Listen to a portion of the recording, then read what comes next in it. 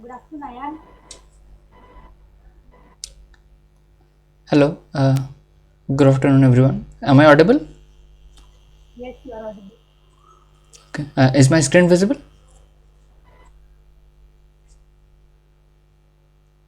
Is my screen visible? Can anyone confirm?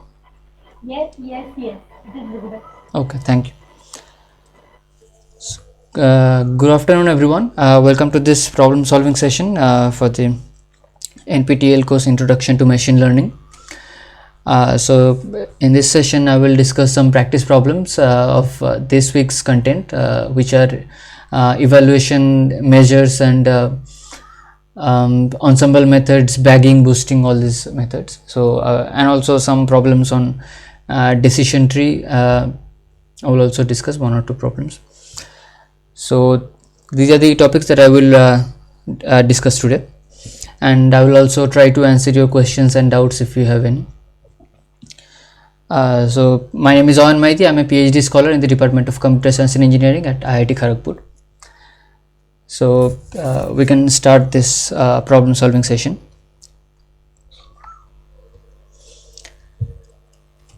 So this is the first problem.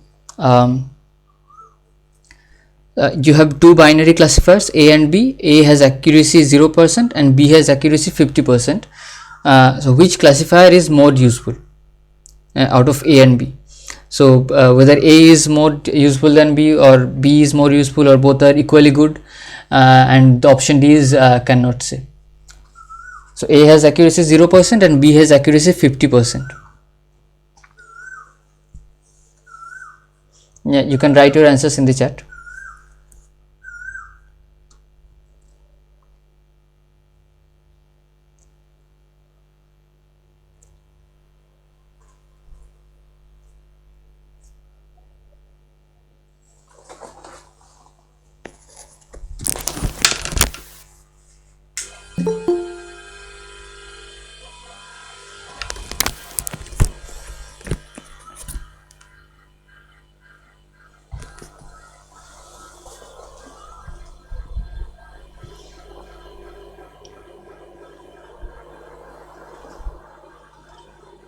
So A has accuracy 0% and B has accuracy 50%. So which classifier is useful? B.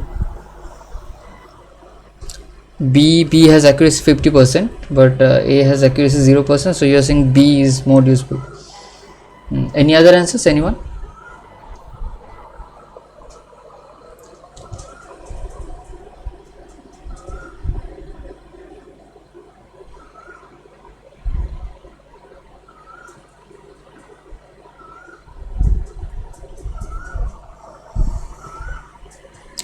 So in this specific question, so though B has higher accuracy than A, the problem with B is that it is very much random, isn't it? Because there are only two outputs possible in case of binary classifiers, and B is accurate in 50% of cases. So it is no more than random guesses. Even a random guess would have an accuracy of around 50%. So but in case of A has accuracy 0%. That means A is misclassifying every point. So it is classifying a point of class 1 as class 2 and class 2 as class A. So it is misclassifying each and every point in case of a in case of two class problem. So if we just flip all the outputs that we get from A, it becomes 100% accurate, isn't it? So because A has accuracy 0%, it is misclassifying every point, and there are only two classes possible in case of a binary classifier. So B has 0% accuracy, means it is misclassifying every point. So if we flip the output of A, then that is the correct output. So just by flipping the output of A, we can have an accuracy of 100%. So from that point of view, A is more useful, because if we see that A has an accuracy of 0, after training we check the accuracy of A to be 0%. So we will create a new model so that it would just flip the output of A. If the output of A is 1, it will it will flip it to 2. If the output is 2, it would flip it to 1. So that way we can get an accuracy of 100%. Followed. So the answer would be A. Yeah, so answer here would be A. Okay. Because though B has higher accuracy, 50%, but B is no more than a random guess, but no better than a random guess. So even any random guessing model would have an accuracy of around 50%. So from that point of view, A is more useful, not more accurate, but it is more useful to create a better model. So here is the answer. A is the correct answer. So you just have to flip the labels to get an accuracy of 100%. So this is the answer here. Anyone has any doubts on this question? No, followed.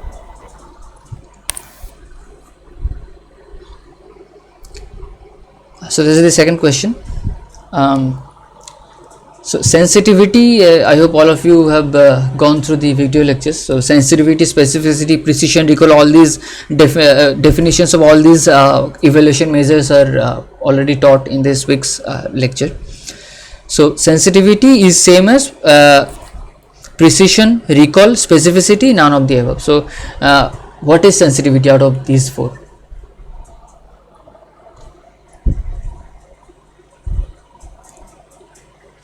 Akanksha Joshi has written B, which is recall.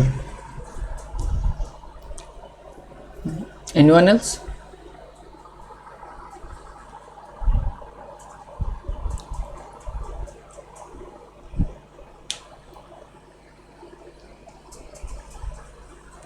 So basically the formula of sensitivity is same as one of these four evaluation measures, whether it's precision, recall, specificity, or none of the above also. Anyone else?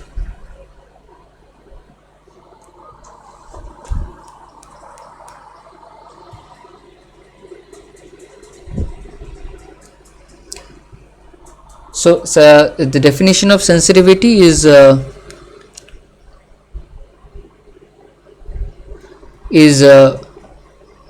TP, which is true positive, divided by true positive plus false negative. So TP divided by TP plus Fn. This is definition of sensitivity. And definition of precision is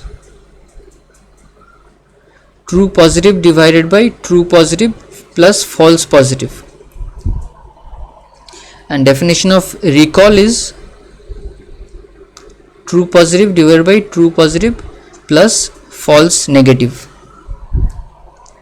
So if we just write down the formulas for these three, we can see that recall is same as sensitivity, which is true positive divided by true positive plus false negative. So here the true positive basically means that the number of examples, the number of positive examples which have been predicted as positive by the model.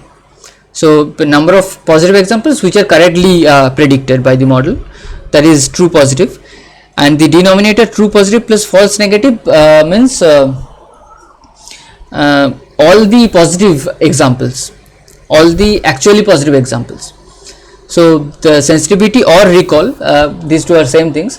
Sensitivity or recall basically means is that is the percentage of so out of all the positive examples, how many the model has correctly predicted. Out of all the positive examples, how many the model has correctly predicted as true positives. So that's how we define sensitivity or recall. So the definition is TP by TP plus Fn, and recall is also the same. So that's why sensitivity would be same as recall. So precision, specificity, all these are different. All these are different evaluation method, evaluation measures, which are not same as sensitivity. So here the answer would be recall. The answer would be recall.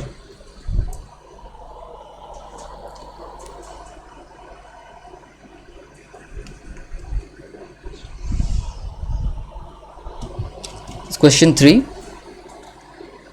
Using the bootstrap approach for sampling, the new dataset will have, after sampling using bootstrapping, the new dataset will have dash percentage of original samples on expectation. So we are using bootstrapping method for sampling, and using this sampling method we create a new dataset, and it will have dash percentage of original samples on expectation. So from original dataset, how many we will have in the new dataset. Out of the original samples, how many we will have in the new dataset after sampling using bootstrapping approach.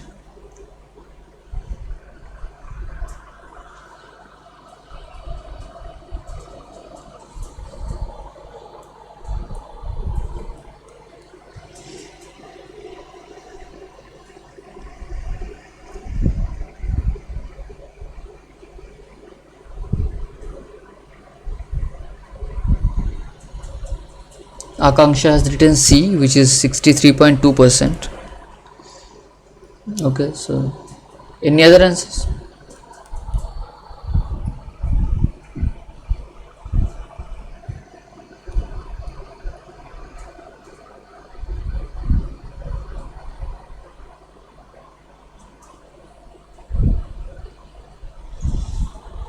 So Dr. Preeti Jain has also written C, which is 63.2%.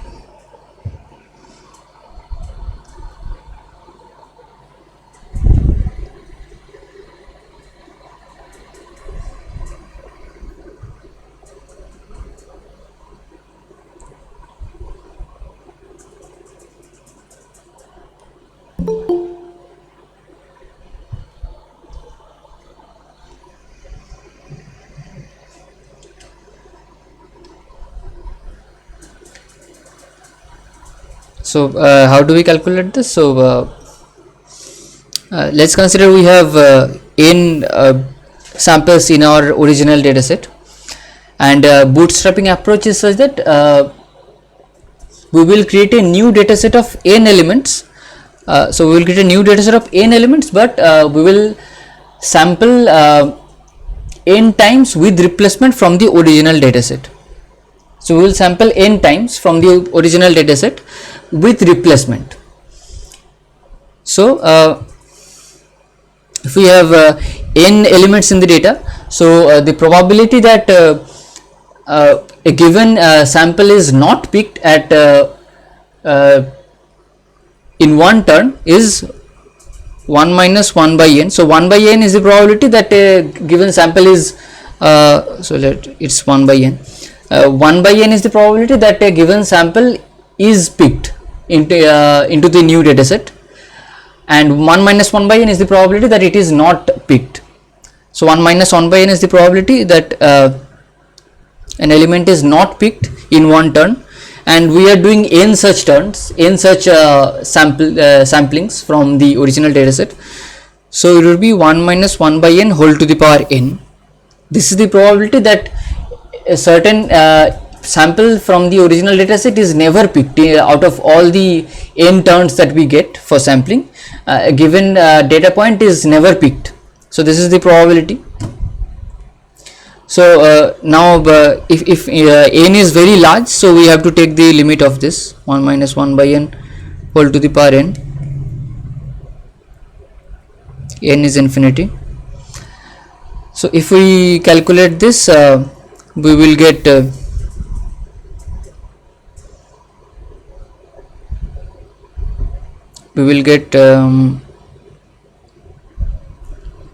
E inverse, I think 1 by E we will get, and this is point, this would be the 1 minus that, so 0.6368. This is the 0.368. So this is the probability that a given data point is not picked. So the probability that a given data point is picked is 1 by 1 minus this thing, so which is 1 minus 0.368, which is 0.632. So this is the probability that a given data point or any sample from the original data is picked. So basically, here it would be C, because we are asking it in percentage. What percentage of the original dataset is picked in the new dataset? So that would be 63.2%.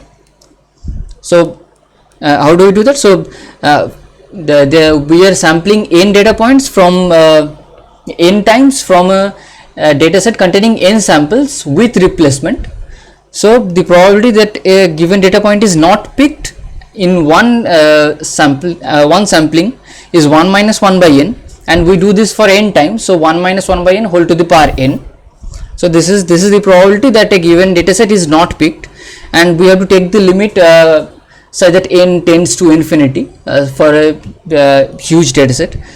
So and this limit turns out to be E inverse, which is 1 by E, and that is 0.368, and 1 minus 0.368 would be 60.632, and that is 63.2%. So basically 63.2% of the original dataset is picked in the new dataset using bootstrap approach. Is there any doubt in this question, how we are calculating this thing?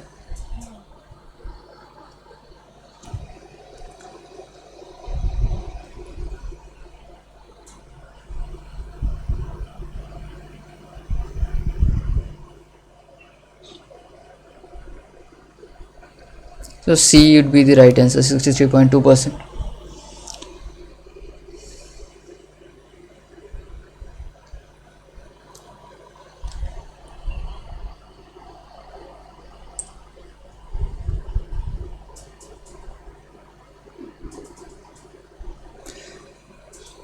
So now moving on to the fourth question. You have a special case where your dataset has 10 classes and is sorted according to target levels. So the dataset has 10 classes, and the samples are sorted according to the class levels 1, 2, 3, 4, 5, 6, 7, 8, 9, 10. So there are 10 classes, and it is sorted according to the target levels or class levels. And you attempt 5-fold cross validation by selecting the folds sequentially. So what can you say about the resulting model?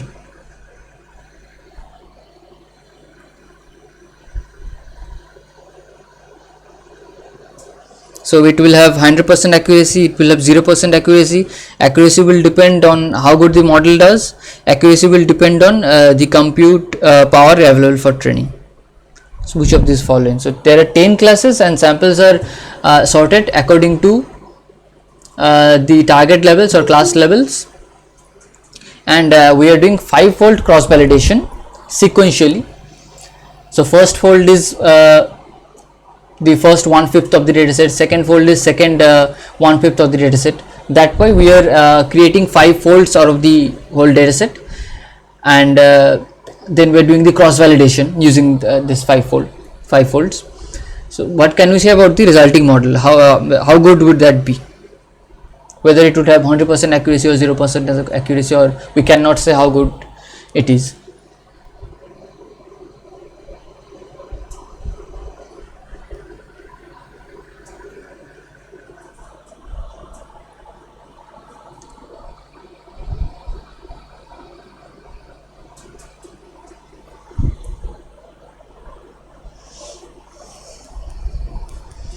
Akanksha has written B, which is it will have 0% accuracy.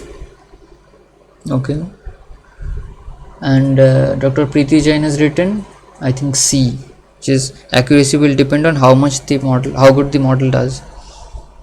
Okay, so 2 different answers I have received in the chat, B and C.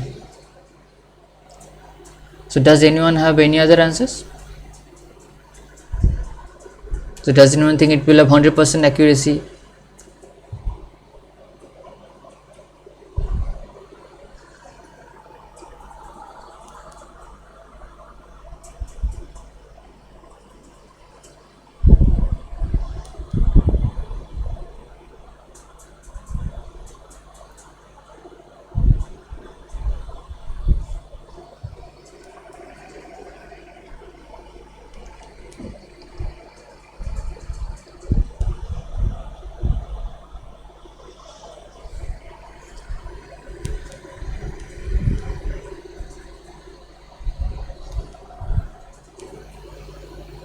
So in this question, so there are 10 classes, 1 2 3 4 5 6 7 8 9 10.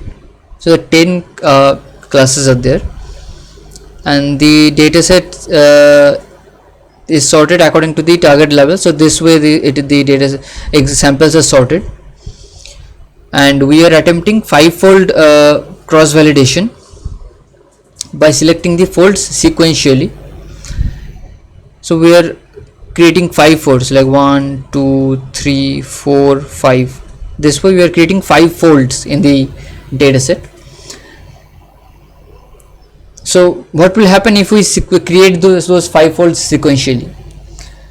So as the training examples are sorted according to target levels, and in 5-fold cross validation, what we do, we train using the first 4 folds, and this 5th fold is for testing or validation.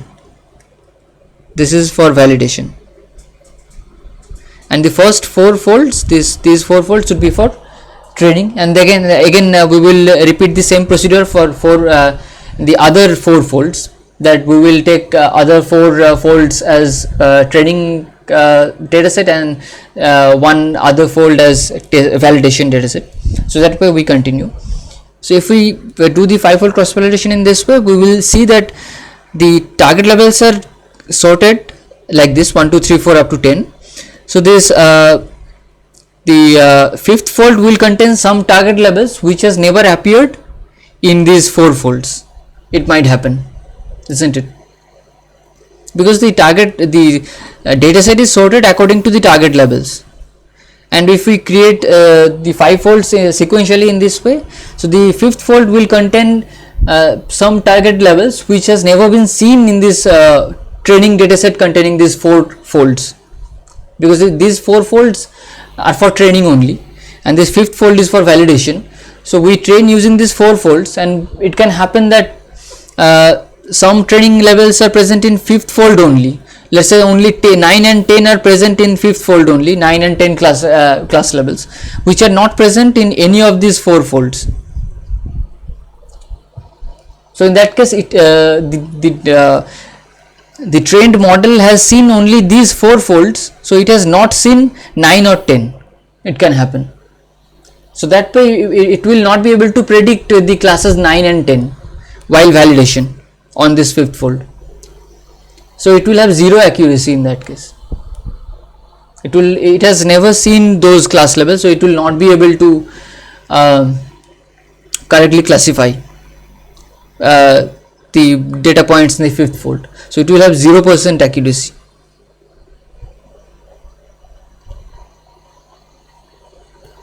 So B, it will have 0% accuracy. Akanksha has written B, so that is the correct answer. 0% accuracy would be the correct answer. Yes, because so here I have written the solution. Due to the nature of the splits, each class part of the test set will not be included in the training set, so the classifier will not know even the class exists, therefore never predict it. So it will never be able to predict the classes that are only present in the 5th fold. So it will not be able to predict any of the data points in the correct in the 5th fold correctly. So it will give an accuracy of 0%. In this particular problem, if the classes are increased or decreased, say 9 or 12, then in that case what will happen? Will the same process happen? The number of classes are increased. Increased or decreased, say. If it is increased, the problem would remain the same. From in case of 10, it can happen that the number of some target levels are present only in 5th fold, which are not present in the first 4 folds, and so even if we increase the number of target levels, the same thing would happen, that some target levels are present only in 5th fold and not in other folds. And if it is decreased, then I have to think. If it is decreased, let's say there are only 2, 1 2, in that case what will happen?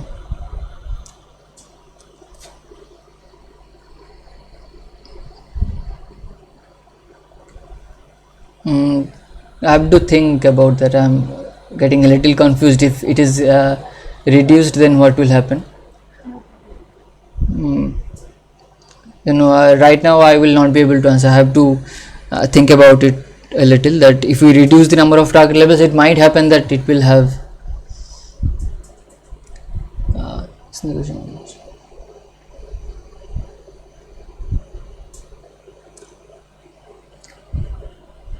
Assume that we have two data points for each class except for one for class 9, 3 for class 10. Yeah, Akanksha, I'm not able to understand what you have written. Assume that we have two data points for each class except for one for class 9 and 3 for class 10. Then the answers will be different. Uh, two data points for every class and one for 9 and 3 for 10. So, what will be the problem in that case? Two for every class, and then if we do five-fold cross validation, um,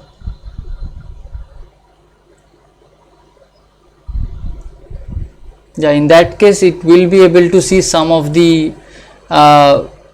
the four training folds will have all the data points. In that case it might be able to predict 9 and 10 also, class 9 and class 10 also. Yeah, that is right. Yeah, I have to think about it. Yeah, they yeah, so I have to uh, think about it a little, then I might be able to post it in the discussion forum. Yeah, the what Akanksha has written, that I'm also thinking that it might happen that uh, all the some of the points of class 9 and class 10 are also present in the four trading folds. In that case it has seen class 9 and class 10, so it might be able to predict class 9 and class 10. So in that case accuracy will not might not be 0%. So I have to think about it, then I will get back to you in the discussion forum. So for now what I can think of is it is 0%.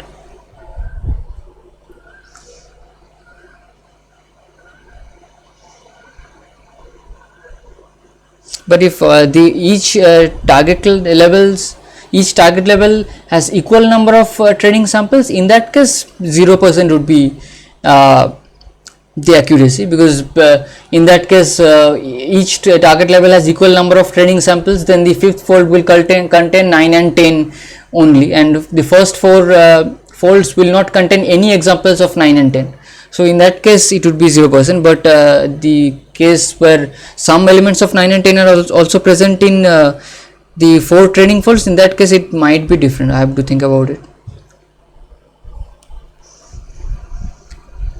So this is the question 5. This is on precision and recall. So this confusion matrix is given here with the actual positive, actual negative, and predicted positive, predicted negative values. So what is the precision and recall for these this confusion matrix?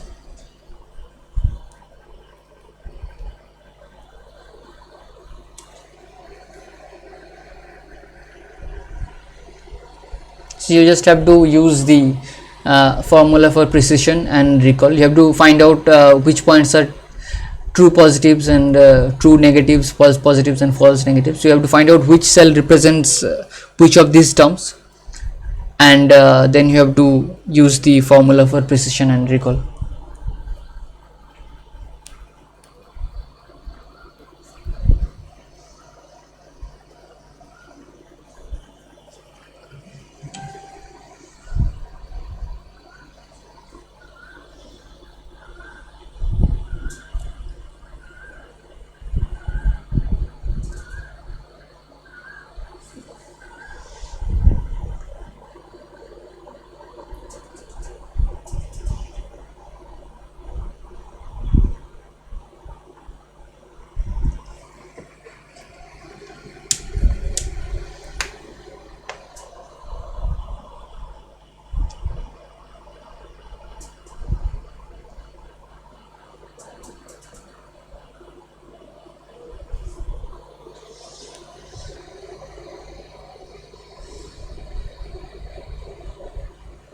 So Akanksha has written 0.7 and 0.4375.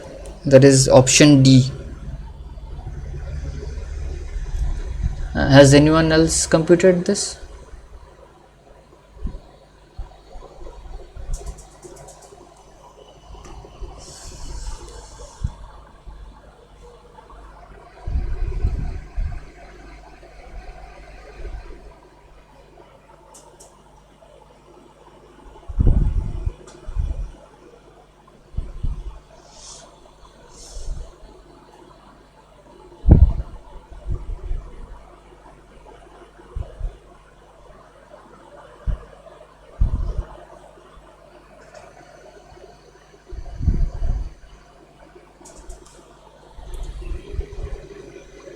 So Dr. Preeti Jain has written 0.43 recall.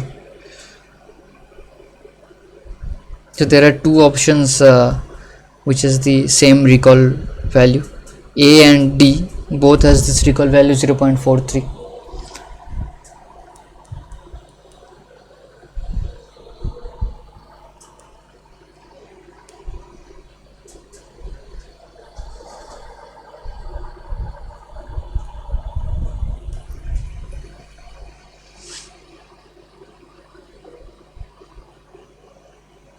And the precision is 0.7. Okay. Has anyone else computed this?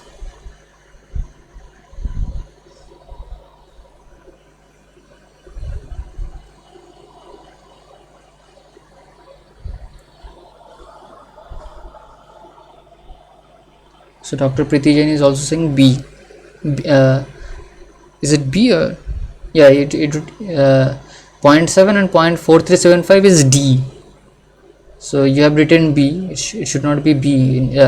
If your answers are 0.7 and 0.43, then it's D.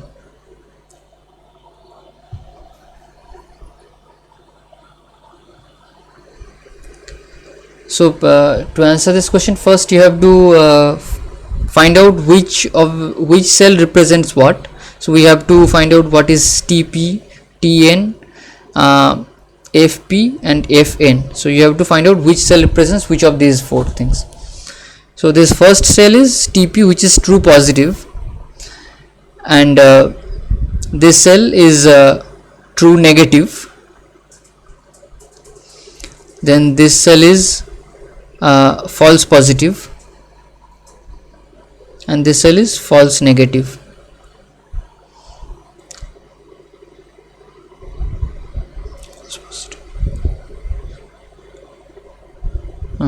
Yes, so these are the four cells. So you have to figure out which cell is what, and then you have to use this formula for precision. So precision is true positive divided by true positive plus false positive. So true positive is here 35, and 35 plus false positive, which is 15. So it is 35 by 50, which is 0.7. So precision will be 0.7. Similarly, you have to use the formula for recall, which is true positive divided by true positive plus false negative. So that would be 35 plus divided by 35 plus Fn, which is 45. So it would be 35 divided by 80, and which will be 0.4375. So this is the process of computing both the values, precision and recall. So from the given confusion matrix, you have to first figure out what is TP, what is AP, what is Fn, what is Tn. So these four cells, and then you have to use the formula for precision, true positive divided by true positive plus false positive. Here it will be 0.7, and in case of recall, it will, the formula is true positive divided by true positive plus false negative, which is 0.4375. So D. So both of you have written the correct answer in the chat. D is the correct answer. Yes. So D is the correct answer, 0.7 and 4375. These are the calculations.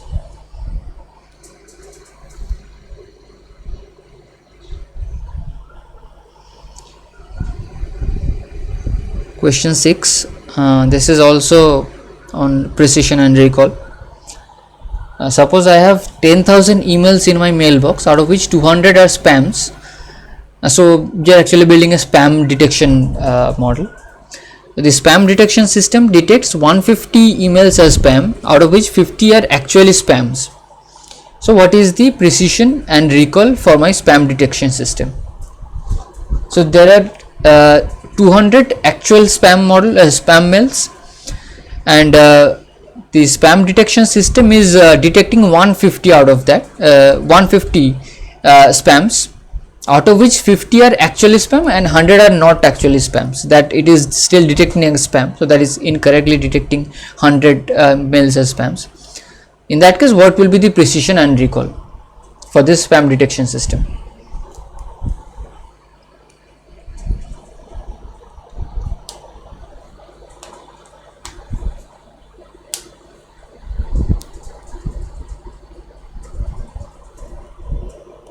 So spams are positive class and non-spams are negative class. So considering that, you have to figure out the TP, FP, and all these values, and then you have to calculate precision and recall.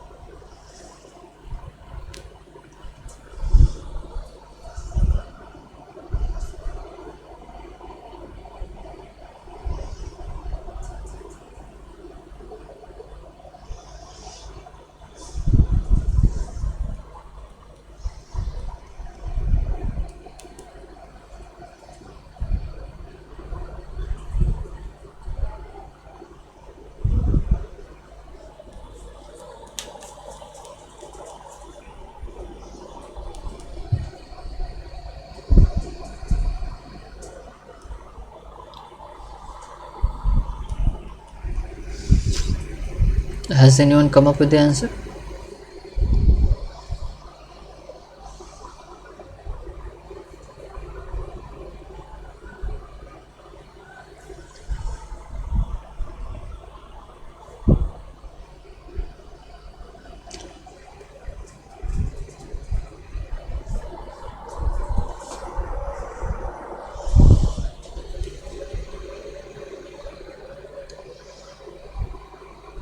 So Binod Govindan has written A, which is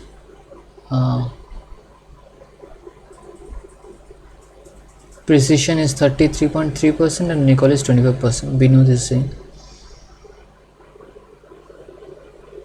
Akanksha, what is your answer? A or what is that? A comma MB?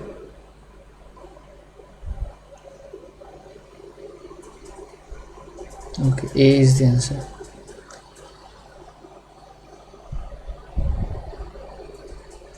Dr. Preeti Jain has also written A.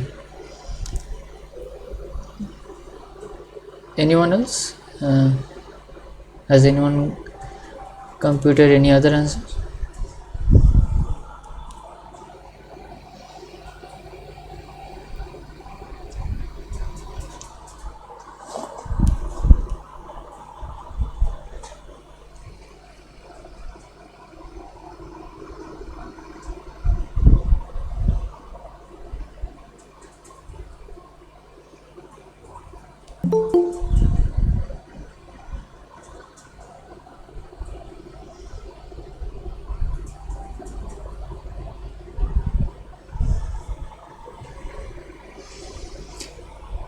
So in this question, you have to figure out the values of true positive, false positive, and false negative to compute precision and recall.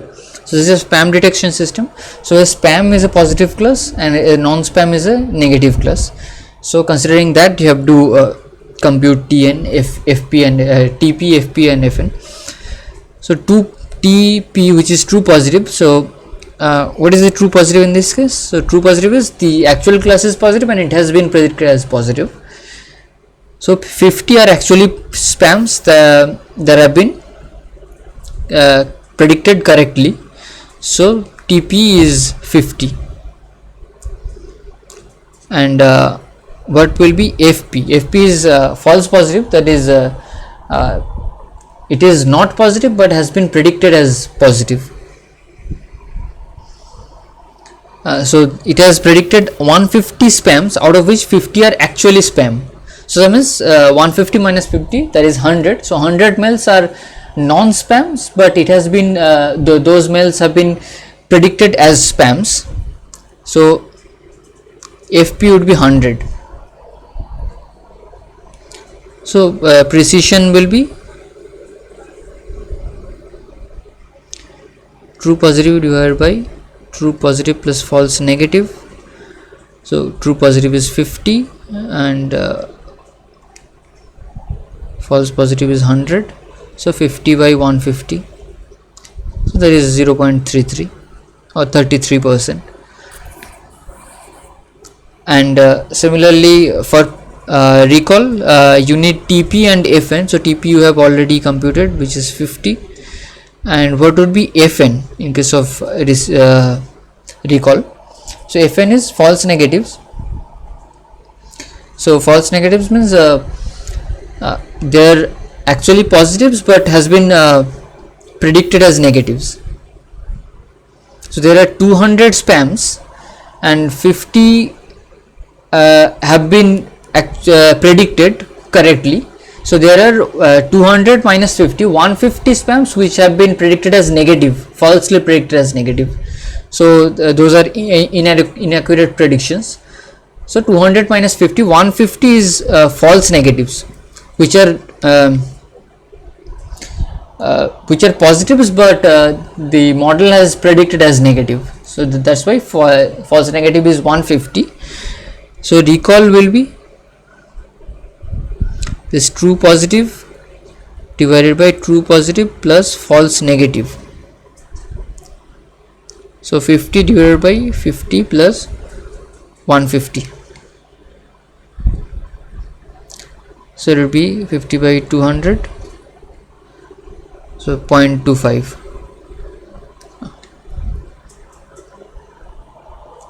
So option A is that one. Precision is 33.33% and recall is 25%. So this is how you have to calculate in such problems. You have to figure out which are the values of TP, FP and Fn, and then you have to use the formula for precision and recall. So option A will be the correct answer. So these are the formulas that you have to use.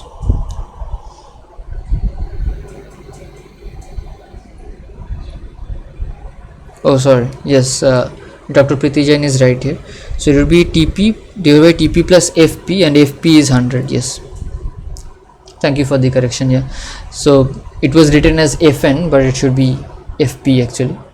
So TP by precision will be TP by TP plus FP, and FP we have calculated as 100. So 50 divided by 50 by 100, which is 0.33. And in case of recall, it would be TP by TP plus Fn, and Fn is 150. So 50 divided by 50 plus 150, which is 250 by divided by 200, which is 0.25. So option A.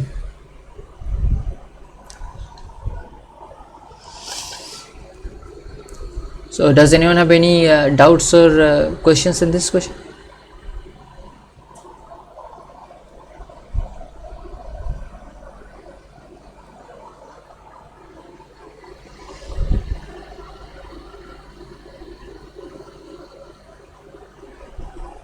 Okay, so we can move on to the next question.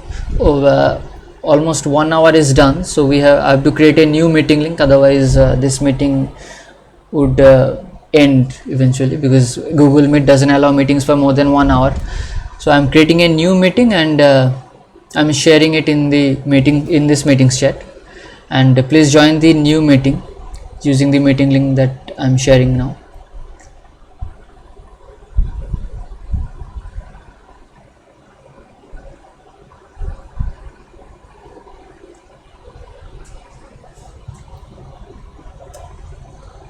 So I have shared the new meeting chat meeting link in the chat. For the next 1 hour, that is from now to almost 5 p.m., you have to join this new meeting link, otherwise this meeting is going to get ended. Google Meet doesn't allow meetings for more than 1 hour, and this meeting is on for almost 1 hour. So please join this new meeting. Yeah, right now, I mean, this meeting would be ended in 2-3 minutes automatically. Google Meet doesn't allow meetings over 1 hour, so that's why for the next 1 hour or so we will continue in the next in this new meeting chat, new meeting link. So everyone, please join this new meeting that I have already shared in the chat, and I will wait here for 1 or 2 minutes so that all of you go to this new meeting link, and then I will end this meeting and join the new meeting.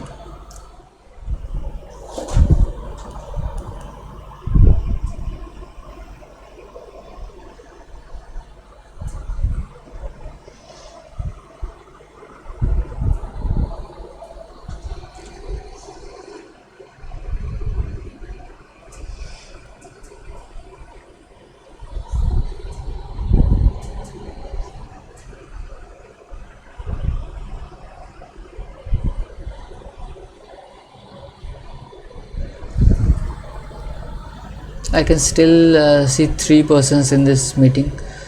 So everyone, please join this new meeting and leave this meeting. The next 1 hour I will continue in the new meeting link.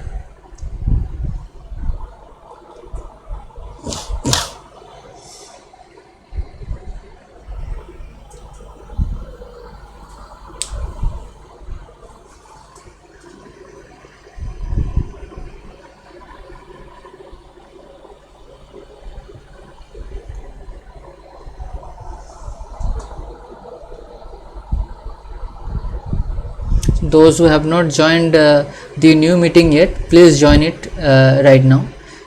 I'm ending this meeting and joining the new meeting in a minute.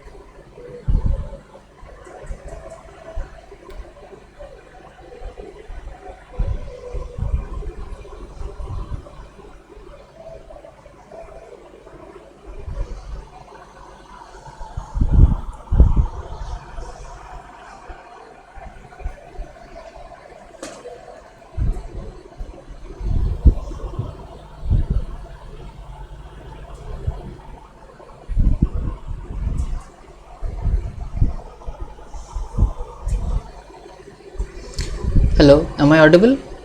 Hello? Hello? Is my screen visible? Okay, thank you. So now we can continue with question 7. So what is the effect of using bagging on weak classifiers for variance? So how does variance change if we use bagging on weak classifiers? So whether it increases variance, reduces variance, or it does not change at all.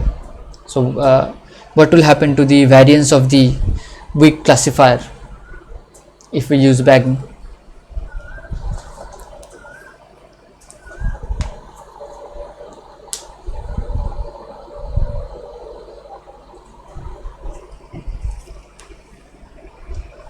So Dr. Preeti Jain has written B, which is reduces variance. Okay.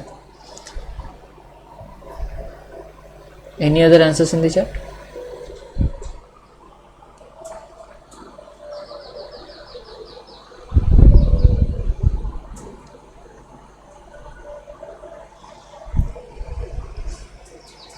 So does bagging increase variance or reduce variance?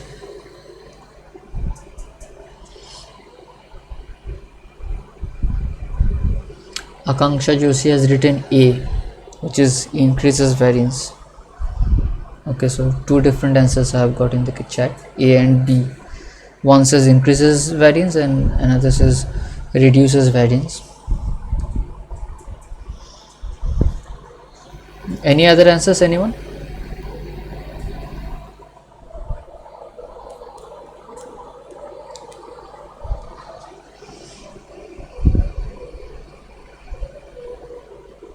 So does anyone think option C might be the answer?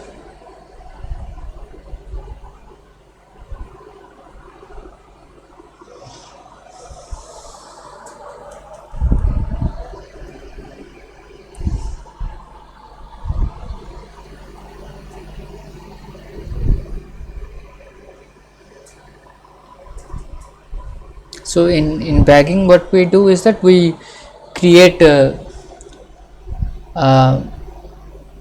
different bootstrap samples of the original dataset, and then we train uh, one big classifier on one bootstrapped samples, and that way we train multiple different classifiers and combine their results using voting or weighted average or something like that to get the final output. So that way we are using different multiple weak classifiers. So bagging actually here reduces variance. So your variance basically means the how much it is sensitive to noises or outliers. A machine learning model is how much a machine learning model is sensitive to noise or outliers. So by using multiple classifiers, we are able to reduce that variance, and makes the and all the bagging also makes the overall model much more stable. So that's why we use bagging. So the answer would be reduces variance. So bagging reduces the variance of the overall machine learning model.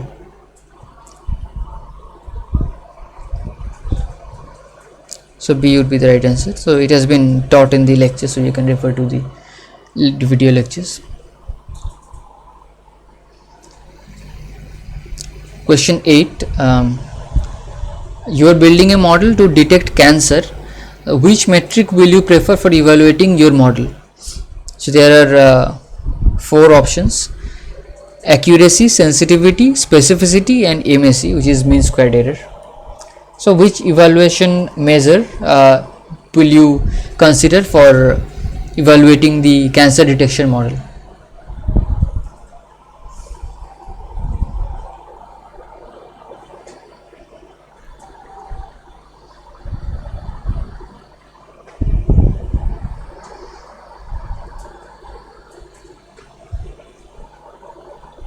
Should we use accuracy or sensitivity, specificity, or MSE for cancer detection models?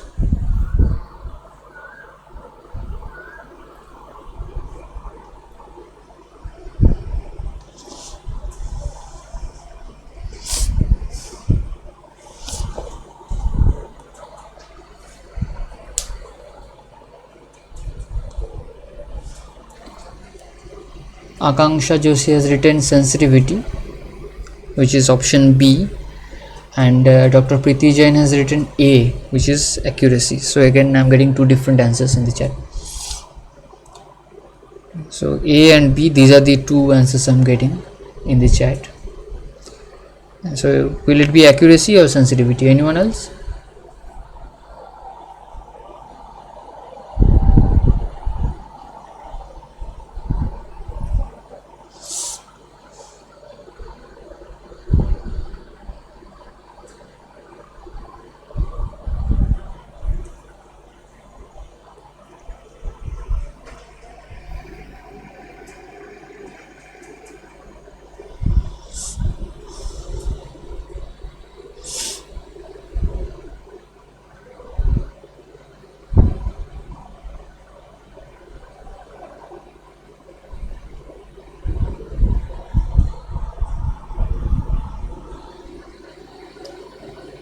So here the answer would be sensitivity, not accuracy. So why we use sensitivity and not accuracy? So in case of uh, cancer detection, so the positive is very the number of positives in such data set is very small. I mean the number of cancer samples would be very little. So in that case, if we use accuracy, it would always give a very high accuracy, because the number of cancer patients is very few. So accuracy would always be 99%, 98%, or even higher than that. But we have to use sensitivity, because the definition of sensitivity is TP by TP plus Fn, which is recall. So what it says is that out of all the cancer out of all the positive samples, how many is this model predicting as positive, which is much more important in case of cancer detection or in such sensitive medical applications. We need to find out of all the positive samples, how many are the model is able to predict correctly, not that how out of all the samples how many it is actually predicting, which is accuracy. But in case of cancer applications, cancer detection applications, the number of positives is very little, so that case the accuracy would always be very high, whether the model is accurate or not. So that's why we use sensitivity in case of such medical applications like cancer, where there are very few positive samples. So we use sensitivity in this case. So here the answer would be sensitivity, which is given by the TP by TP plus Fn, which is out of all the positive samples, how many the model is predicting correctly. So it would be sensitivity. So the answer is B. You want to make sure that if a person has cancer, it is detected. So out of all the positive samples, how many it is able to detect properly. If the disease changes, will parameter change? Yeah. So in case of cancer, there are very few positive samples. That's why we prefer sensitivity. I mean the in case of medical applications, the experts prefer sensitivity. But in case of other diseases where the number of positive samples is much more than what we have in case of cancer applications, then we might prefer specificity as well. So this sensitivity and specificity, these two things have been covered in the class also, that in which cases we prefer sensitivity and in which cases we might prefer specificity. So you can go through that. In the week 7 lectures it is given there. So in other diseases we might prefer the medical experts might prefer specificity over sensitivity. So it depends upon the nature of the data set that we have, how many positive samples do we get from the data set. So it depends on that. So it's not that always in case of all medical applications we will use sensitivity. In some cases we also use specificity. So it depends on the the medical example or sample that we are getting. So in this problem it would be sensitivity.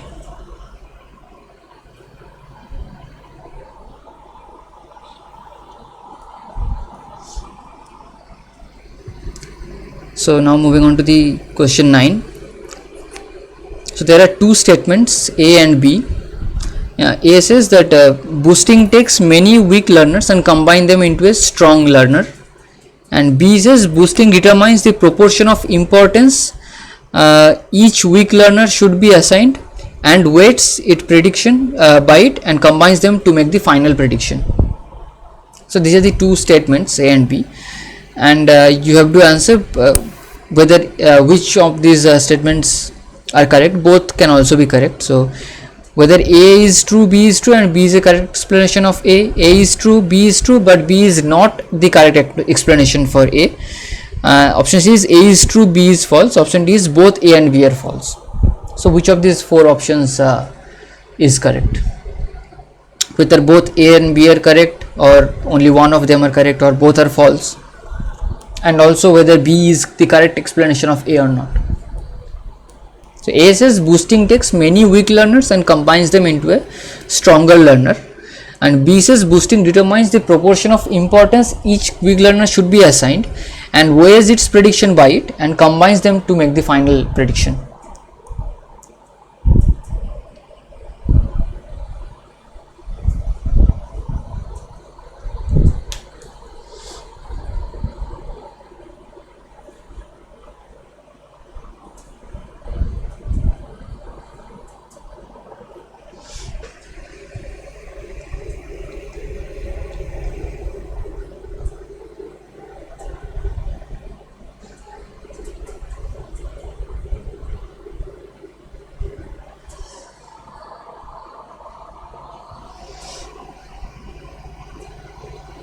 Akanksha has written A and Dr. Pritijan has written not sure, feels like option A. Okay.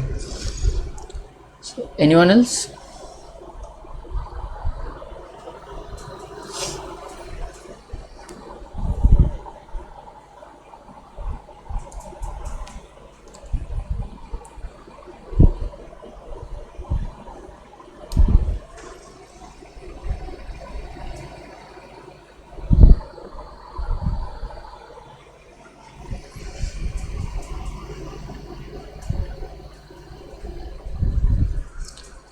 The statement A says boosting takes many weak learners and combines them into a strong learner. So this is obviously correct. Statement A is certainly correct, that B boosting uses multiple weak learners and make them a stronger learner, and B states that boosting determines the proportion of importance each weak learner should be assigned and weighs its prediction by it and combines them to make the final prediction. So here B is also true. The B is the method that boosting uses to make the weak learners a stronger learner. So B states the process that boosting uses, that it computes the importance factor for every weak learner and weighs its prediction by that importance factor and combines those results from different weaker learners to make the final prediction. So statement B is how boosting makes the weak learners stronger. So both A and B are correct, and B is the correct explanation for A. So A would be the correct answer here. Both the statements are correct and B is the correct explanation for A.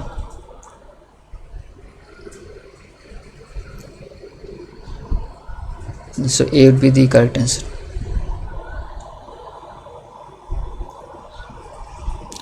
So this is the 10th question. This is on decision trees. So one small decision tree, basically a split is shown in this figure, and you have to compute the information gain in this split.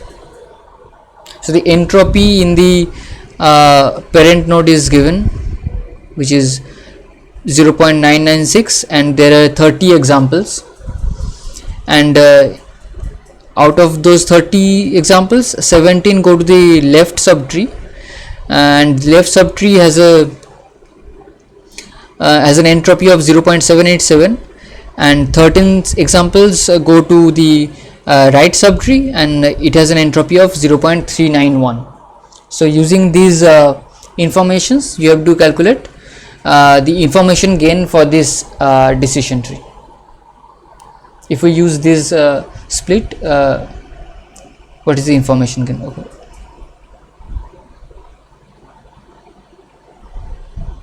I hope now it is visible properly.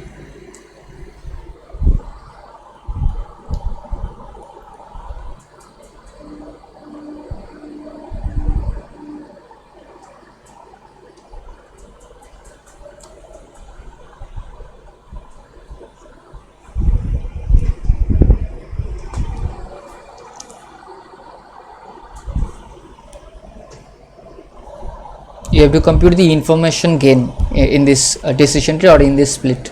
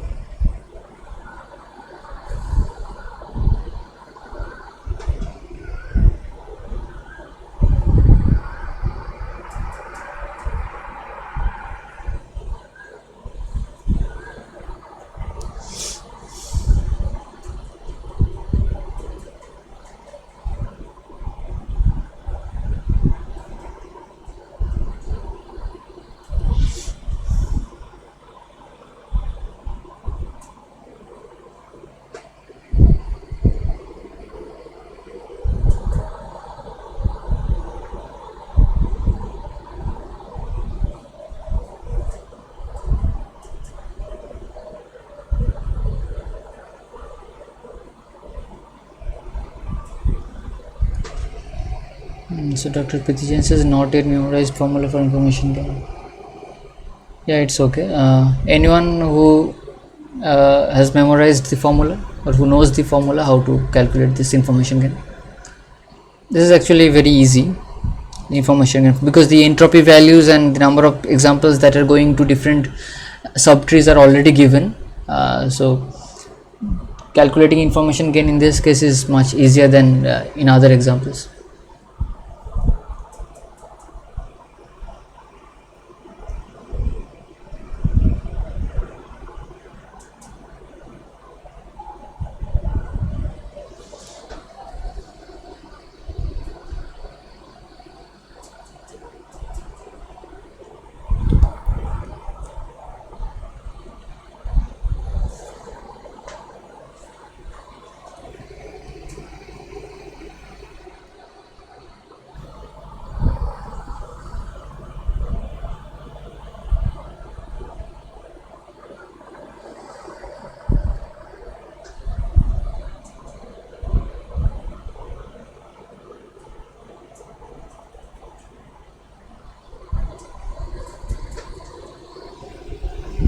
Point 182, Akanksha says 0.182.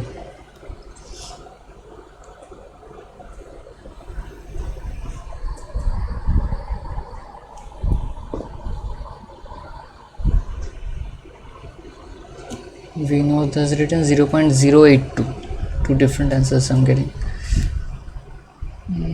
So none of these options are given here.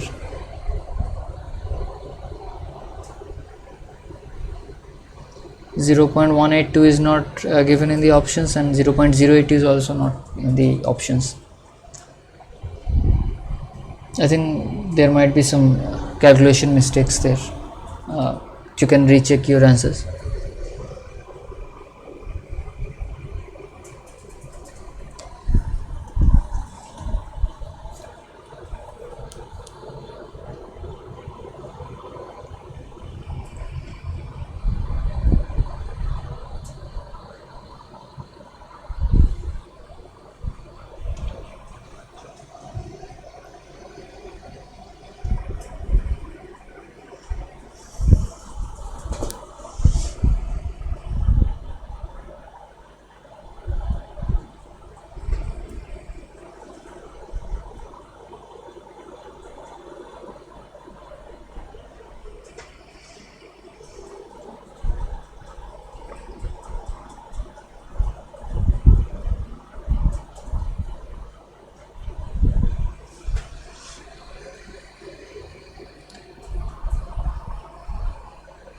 So here the method to find information gain is that you have to first write the entropy of the root, which is 0.996. So this is the entropy of the root,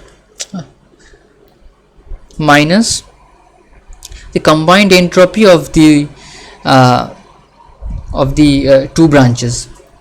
So combined entropy in the sense that the individual entropies are given, and you have to combine the individual entropies using these the fraction of elements that have gone to two different subtrees. So here, so 17 out of 30 has gone to the left subtree. So 17 by 30 is the weight for the left subtree, and its entropy is given as 0.787. Similarly, 13 examples have gone to the right subtree. So 13 by 30 is the weight for right subtree, into entropy is given 0.391. So this is the combined entropy of the two subtrees, and you have to subtract it from the entropy of the root, which is 0.996. 0.996. So you have to simply calculate this thing. This is the information gain. So the entropy of the root minus the weight of the left subtree into entropy of the left subtree, weight of the right subtree into entropy of the right subtree. So this is the overall formula for calculating information gain, and you have to once you compute it, the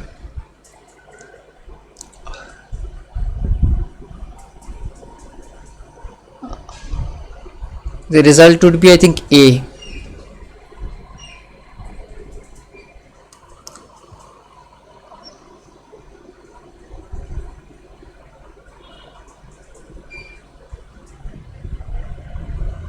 Oh, this is not working.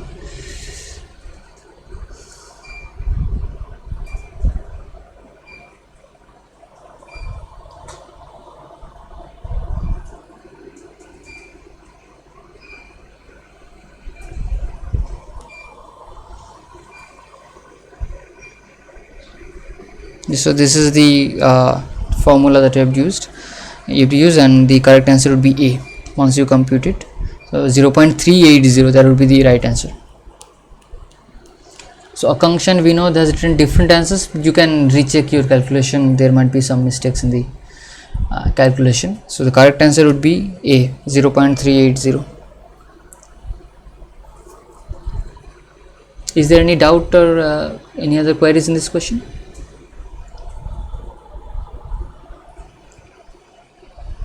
Okay. So question 11, this is the last question. This is regarding bias and variance. So regarding bias and variance, which of the following statements are true? There are four options. Models which overfit has a high bias, models which overfit has a low bias, models which overfit underfit have a high variance, models which underfit have a low variance. So these are the four options. So the multiple options might be correct here.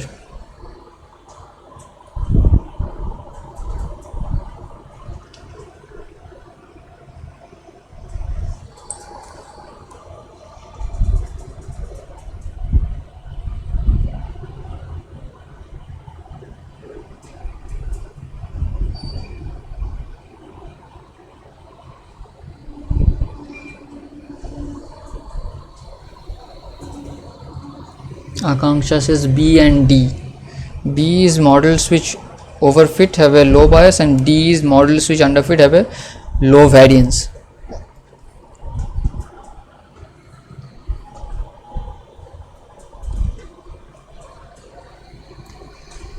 Dr. Preeti Jain has written B and C. Models which overfit have a low bias, which is B, and C is models which underfit have a high variance.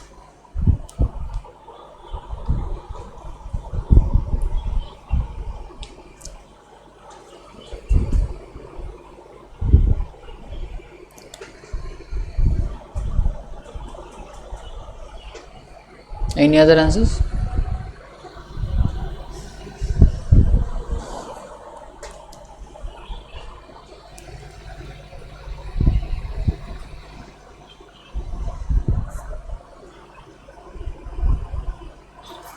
So the answers are B and D, not B and C. It's B and D.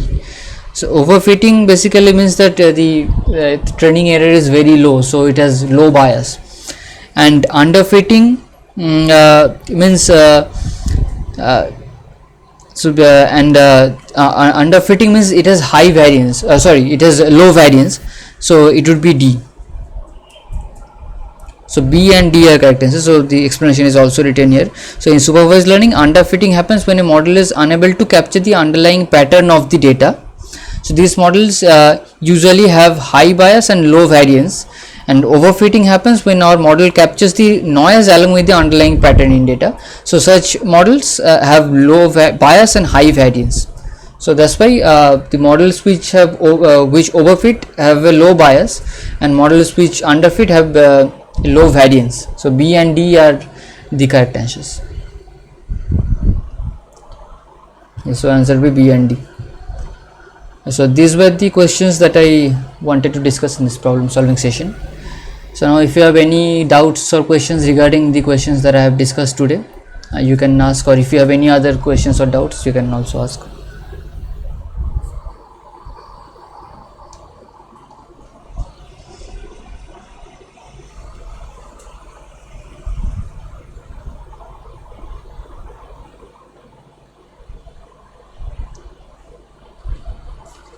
Yes, if there are no other doubts, then you can leave. Thank you.